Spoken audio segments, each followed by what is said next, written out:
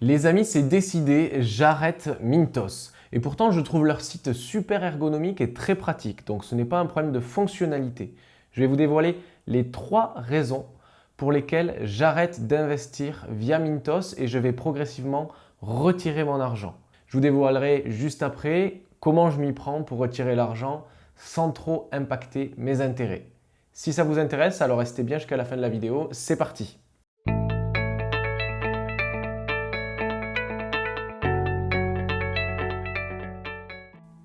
Alors déjà, pour commencer, petit tour d'horizon de mon compte Mintos.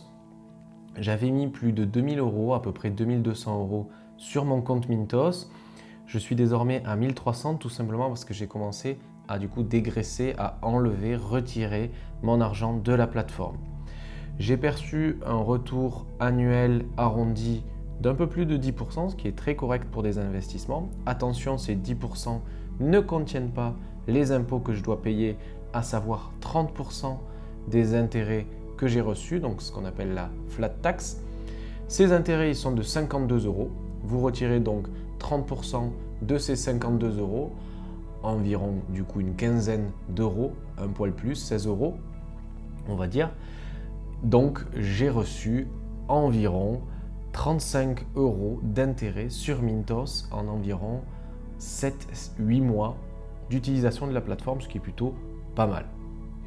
En termes de retard, j'ai eu des retards sur la plateforme, mais ce n'est vraiment pas la raison non plus pour laquelle je vais retirer l'argent de la plateforme, puisqu'au final j'ai eu 0 défaut des prêts, que les intérêts courent toujours quand un prêt est en retard, donc au final pour moi en tant qu'investisseur ça ne me change strictement rien.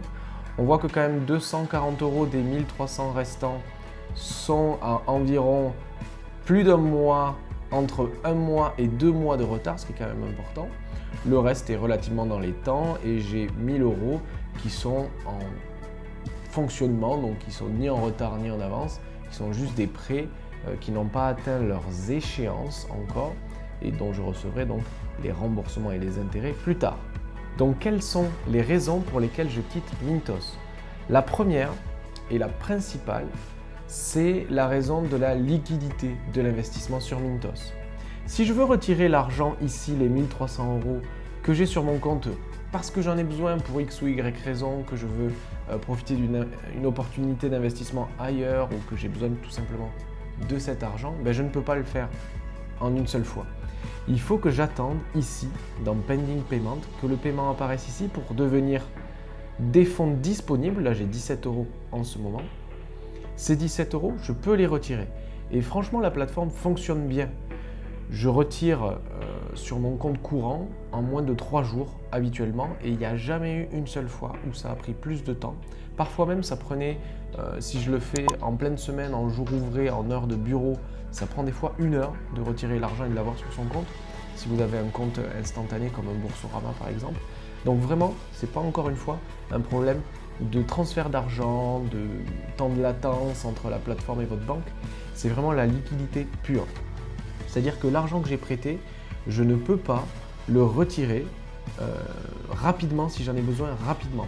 Contrairement à toutes les plateformes boursières où la seule condition c'est d'avoir le marché qui est ouvert, donc du lundi au vendredi pour le CAC 40 et le S&P 500, entre 9 h et 17 h pour le CAC 40 par exemple. Le S&P 500 c'est entre 15h30 et 22 h. Bref, c'est beaucoup moins liquide et donc moi si j'ai besoin de cet argent rapidement, je suis embêté en fait. Et la raison numéro 1 donc c'est la liquidité de mon investissement qui pour moi laisse un petit peu à désirer, en tout cas qui marque le pas vraiment par rapport à la bourse qui est l'investissement liquide par excellence pour moi. La deuxième raison, elle se situe dans mes stratégies d'investissement. J'ai priorisé une seule stratégie, j'en avais essayé plusieurs, une petite dizaine, et il y en a une seule qui s'est démarquée et pour laquelle j'ai vraiment misé quasiment tout mon argent sur la plateforme. C'est cette stratégie risque faible. Donc voilà les critères de cette stratégie.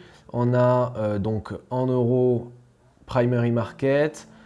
J'ai édité les risques pour éviter les prêts qui ont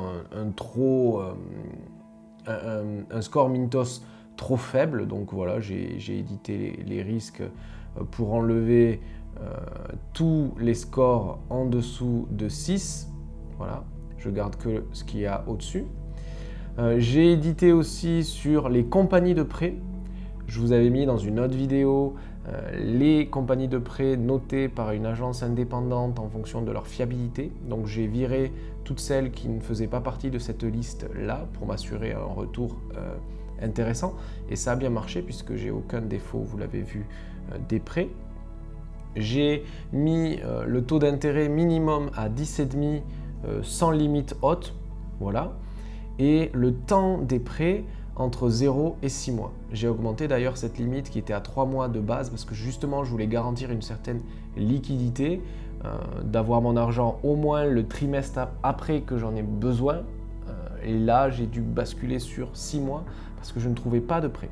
Et c'est là qu'en fait on va retrouver la deuxième raison pour laquelle je quitte cette plateforme, c'est qu'en fait il y a de moins en moins de prêts qui répondent à ces critères-là.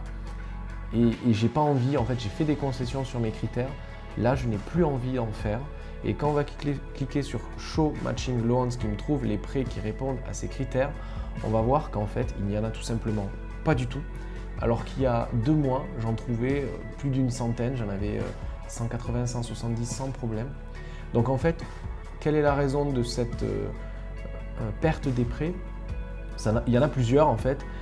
Principalement ça peut être tout simplement une augmentation des utilisateurs de la plateforme. Mintos, c'est une plateforme qui est en train de se développer.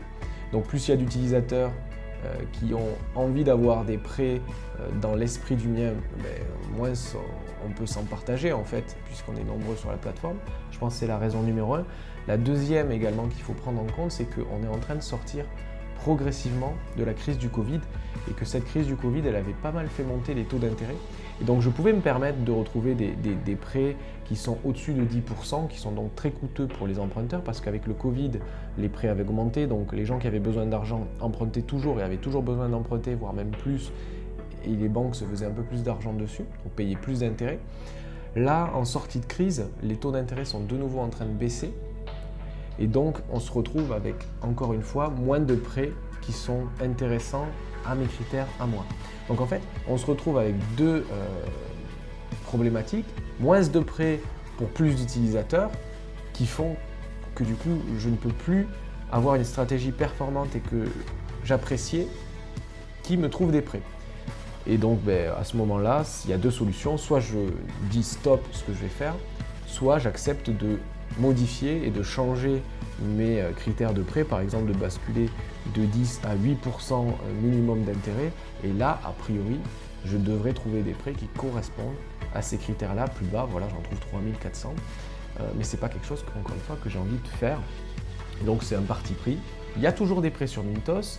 Ils sont toujours intéressants. Mais pour moi, pour mes critères, on sort d'une zone pour laquelle je peux faire des concessions. Voilà. La dernière raison, elle est un petit peu philanthropique, c'est-à-dire qu'elle est un petit peu teintée de valeur humaine, si vous voulez. Et c'est tout simplement, qu'est-ce qui se cache derrière l'argent que je prête? Et vous avez été plusieurs dans les vidéos précédentes, notamment un utilisateur qui me répondait sur ma chaîne YouTube. Mais en fait, tu utilises Mintos et c'est une plateforme qui est intéressante, qui a des taux d'intérêt intéressants et du coup pour l'investissement qui est pas mal. Mais tu ne sais pas à qui tu prêtes et tu ne sais pas où va ton argent. S'il entretient des activités illégales, par exemple. Et j'avais été un peu embêté pour répondre à cet utilisateur parce qu'en fait, il avait raison. Je ne sais pas où va mon argent. Et Mintos essaie de m'aider par divers algorithmes et classifications d'investissement pour justement me rassurer, mais je ne trouve pas ça suffisant. Notamment, vous voyez que les deux petits carrés de mon camembert, de mon diagramme, ici, c'est des investissements sur des emprunts pour une voiture et des prêts à court terme. Donc autant la voiture, je sais qu'est-ce qu'il y a derrière, puisque a priori c'est quelqu'un qui est en train d'acheter un véhicule, autant qu'est-ce que ça veut dire court terme en termes de prêt, je ne sais pas, peut-être que c'est des activités illégales.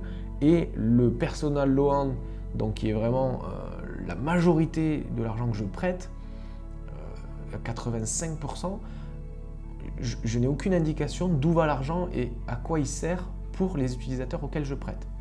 Si on regarde en plus l'origine en termes de pays à qui je prête, on s'aperçoit que c'est des pays qui ne sont pas méga stables politiquement. Vous avez beaucoup la Macédoine du Nord.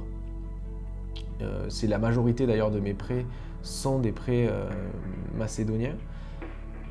Honnêtement, autant un Finlandais, j'ai peu de crainte sur le fait qu'il puisse utiliser de manière illégale l'argent, c'est possible, mais la Finlande n'est pas un pays qui m'inquiète plus que ça. Autant la Macédoine du Nord, je vous avoue que je ne sais pas. Et qu'en fait, même si c'est pour moi le dernier critère qui rentre en ligne de compte pour le fait que je quitte cette plateforme, c'est quand même quelque chose qui paraît important pour moi. On est des investisseurs, mais quand on est investisseur, on a une part de responsabilité quand même sur ce dans quoi on investit. Je ne dis pas que j'investis que dans des trucs équitables. Par exemple, je suis détenteur d'actions Total, et on sait très bien que Total, au niveau environnemental, même si ça tend à s'améliorer, c'est pas l'entreprise modèle qu'on peut retrouver, c'est pas une entreprise qui fait son business sur des énergies 100% renouvelables, c'est pas vrai. Donc je dis pas, et ne me balancez pas dans les commentaires que je suis uniquement voué par des investissements humanitaires, c'est pas vrai.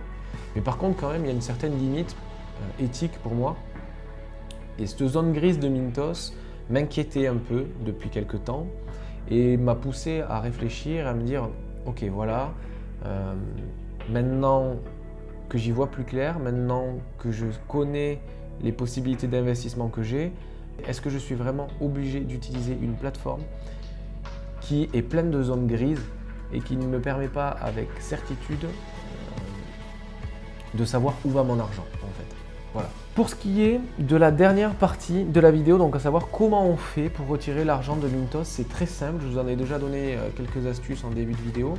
Vous attendez d'avoir ici Available Funds qui se remplit. Ça passe d'abord dans Pending Payments, puis après ça passe ici. Et en fait, c'est vraiment ici que vous allez voir la somme que vous êtes en capacité de retirer. Une fois que vous jugez cette somme suffisante pour engager un retrait, donc vous dites 17 €, j'ai envie de les retirer, il va vous suffire de cliquer en haut sur cette somme-là, de cliquer sur Withdraw Money, donc retirer l'argent, et à partir de là, voilà, il suffit de rentrer le montant que vous voulez retirer, à savoir qu'au maximum c'est 17,09 €. Vous choisissez votre compte bancaire, vous cliquez sur Withdraw, et derrière, c'est terminé, vous recevez un mail confirmatif quand Mintos a viré l'argent sur votre compte. Et derrière, il ne vous reste plus qu'à attendre 1 ou 2 jours ouvrés si vous n'avez pas une banque qui prend en charge les transferts d'argent instantanés comme Boursorama. 1 ou 2 jours ouvrés. Si vous avez un compte Boursorama, à partir du moment où vous avez reçu le mail, vous pouvez aller voir, mais l'argent est crédité a priori.